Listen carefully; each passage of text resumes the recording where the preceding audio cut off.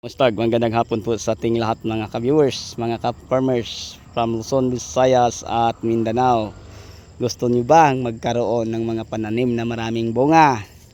So ngayon samahan niyo ako at ibabahagi ko po sa inyo ang aking kunting idea at paraan sa pagtatanim ng kahit anong uri ng mga pananim na halos umabot na po sa 34 years old.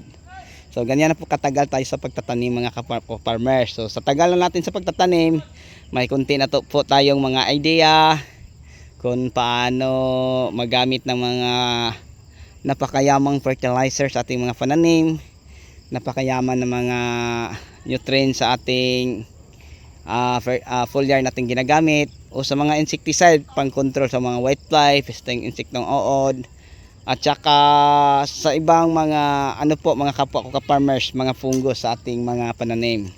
So ngayong hapon mga kapwa ko ka-farmers, kung gusto kang maganda ang tubo ng yung mga pananim, mabunga at saka mabulak, share ko lang po sa inyo, no? Ngayong hapon naglulusaw po kami ng fertilizer para bukas, kasi ang ating ngayon ay nasa 34 days siya, bukas 33 days siya ngayon. So ito po ang ating nilulusaw na mga fertilizer. Share ko lang po sa inyo mga kapwa ko ka-farmers, no? Nilagyan po natin to ng sa mga 5 kilos. So yung 5 kilos na fertilizer na nilagay natin sa ating 5 drums sa pang-apat nating pangdilig ng fertilizer, ito po ay Winner, Nutribor at saka Mega Multiplant Vitamin. So yung mga fertilizer natin na nababanggit ko sa inyo, napakayaman po ito sa mga nutrients. Kaya nga kung tingnan natin, maganda ang bulak, maganda ang bunga, napakalinis po mga kapwa ko ka-farmers ang mga sanga, dahil nagamit po tayo dito ng mga fertilizer na mayaman sa nutrients at saka mga foliar na mayaman din sa nutrients. So ibig sabihin, available ang mga major elements kagaya ng nitrogen, phosphorus at saka potassium, at saka secondary nutrients, pati na ang mga microelements.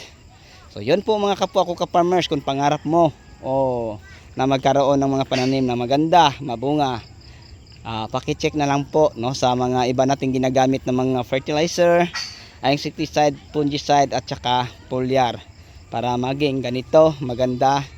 Tingnan nyo, napakalinis po ang mga talbos sa ating kamatis. Tapos bawat puno may dala na po itong mga maliliit na bunga. So yun lang po, no, mga ka-farmers, mga ka-viewers, ang may share at naibahagi ko sa inyo sa hapon ng ito. Hanggang sa uli, ako na po yung magpapaalam. So bago po tayo magtapos, mega love shoutout po sa mga bago nating viewers, bagong subscribers sa ating munting YouTube channel from Luzon, Visayas at Mindanao, pati sa abroad at sa ibang bansa. Maraming salamat po sa inyong walang sawang pagsuporta sa akin. So ngayon mga kapwa ko ka-farmers, road to 10K na po subscriber na po tayo sa ating munting YouTube channel. So maraming salamat po sa inyong walang sawang suporta. Hanggang sa huli, ako na po yung magpapaalam. Bye bye.